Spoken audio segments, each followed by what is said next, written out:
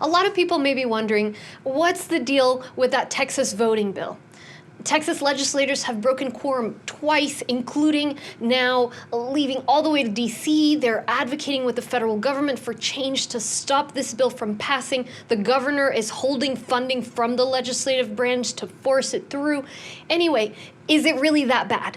So I want to explain why, yes, it is that bad. Not just because it makes voting harder, but also because it covers voting in Texas in a veil of criminality. It tries to project and create an appearance of fraud in the entire voting system. It intimidates people from voting, and it makes us all lose trust in our elections, which is the core of American life.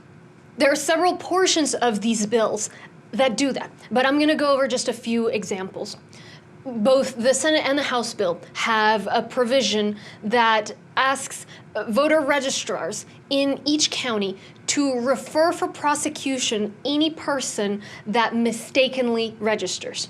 Now, this happens often. People make a mistake. They register in a county they don't live in. Maybe they don't realize where the boundaries are. And what we do, the voter registrar simply flags those people, takes them off the rolls, and also notifies them that they made a mistake and they're going to be taken off the rolls. What this does is there's sending information about these folks to the chief state prosecutor, which intimidates anybody who might register to vote, because if they make a simple mistake, they could be prosecuted by the state.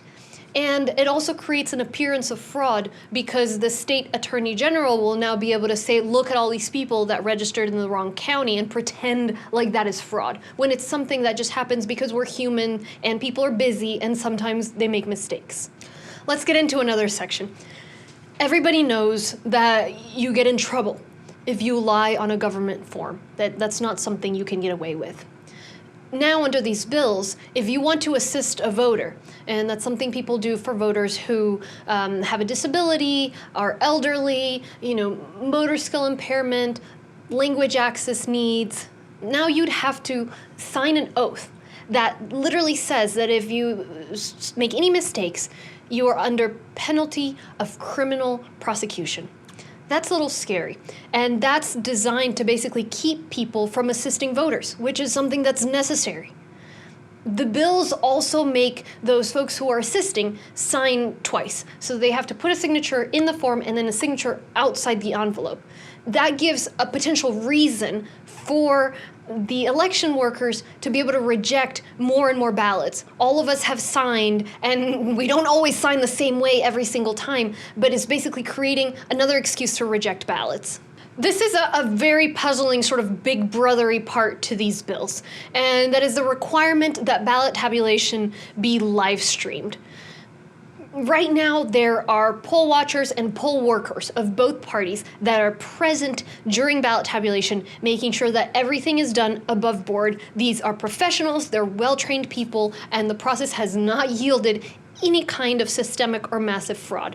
But the bill is basically opening it up for the public to watch these workers do their jobs. Obviously, the public is not there looking at each single ballot. They're watching the process from afar. So that basically opens the door for people to say, hey, you moved this box to the left and not to the right, that must be fraud. Essentially, creating a spectacle out of the vote counting process and allowing for false claims of fraud to spread. It would be very hard for any of us watching a live stream to pick out actual fraud. And anyway, it's not something that happens, as evidenced by the fact that we have the right checks in place, and it's not been a problem.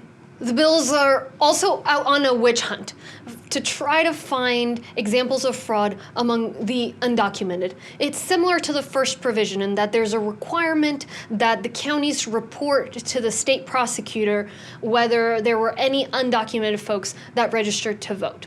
And same issue. I mean, folks register to vote by mistake. No undocumented person would want to, on purpose, put themselves in front of the state or federal government by making a mistake and register to vote when they shouldn't. And so this happens. Normally, we call the voter, we tell them they made a mistake, we take them off the rolls. But by making counties report to the state attorney general, now they're going to be able to pretend like there's this massive issue, and also it's going to make it really scary for people to vote who perhaps are new citizens, who are scared that there's going to be some sort of mistake and suddenly they're going to be flagged for criminal prosecution. One of the scariest sections of these bills is something that has existed across all the different iterations of these bills, and that is over-empowering poll watchers. The bills say that poll watchers can get as close as they need to be able to see and hear what is going on, which is a very subjective thing and means they could be extremely close to voters as voters cast their ballot. At the same time, the bills say that poll workers can't ask a poll watcher to leave unless they've warned them and taken several steps, and even then, they could face criminal charges for asking a poll watcher to leave. We've seen what people do who believe there's widespread voter fraud, something like attacking the Capitol. What could these same folks do if they're allowed free rein within our polling locations? These are just some examples.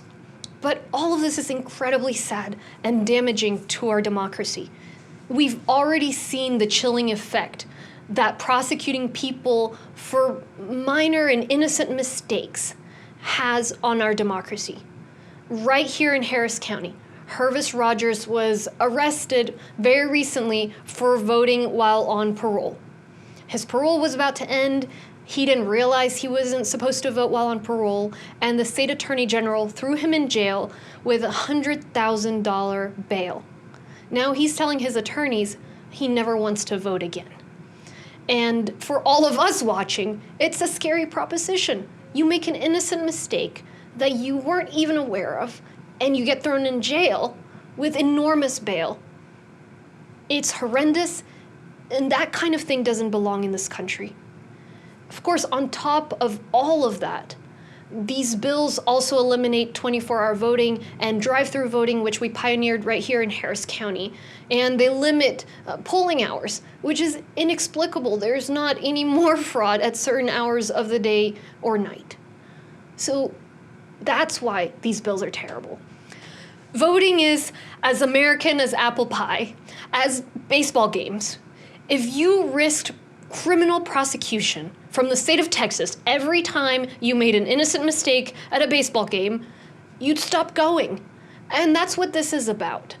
This dissuades voters from participating, but our democracy depends on our participation. Our government, our systems of elections are smart and sophisticated enough already to make sure that there is no massive fraud. That's why none has been found. But instead, we're creating this veil of criminality. We're creating this spectacle of fraud.